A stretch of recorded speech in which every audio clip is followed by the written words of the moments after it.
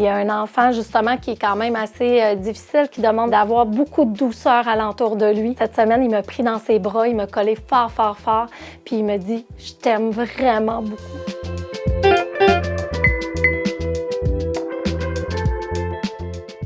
Bonjour, mon nom est Isabelle et je suis éducatrice en petite enfance.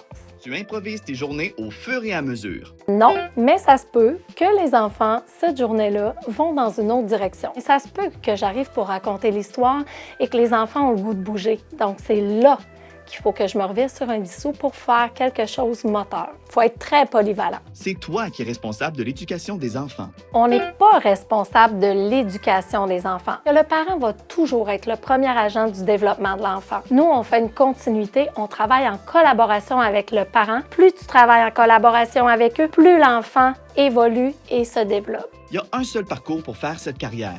Il y a plein de cheminements possibles pour être éducatrice en petite enfance. Il y a le DEC qui se fait en 3 ans au cégep. Il y a l'attestation qui est un petit peu plus rapide, qui se fait en 1 an et demi. Puis ensuite, il y a le COUD aussi qui se fait en 1 an, qui combine plancher et études que tu peux être rémunéré.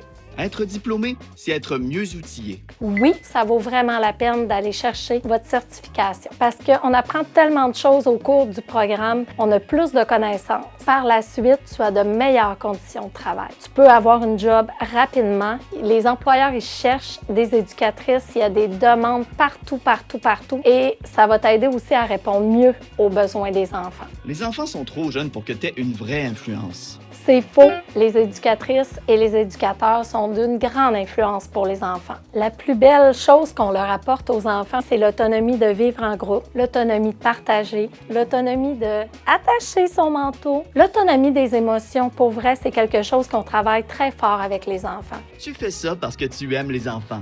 J'aime plus que tout travailler avec la petite enfance. Tout ce qu'ils peuvent m'apporter dans une journée, ça vaut de l'or. Mon travail n'est pas toujours facile, faut se le dire, mais d'être capable de faire la différence, un enfant à la fois, c'est gratifiant pour moi.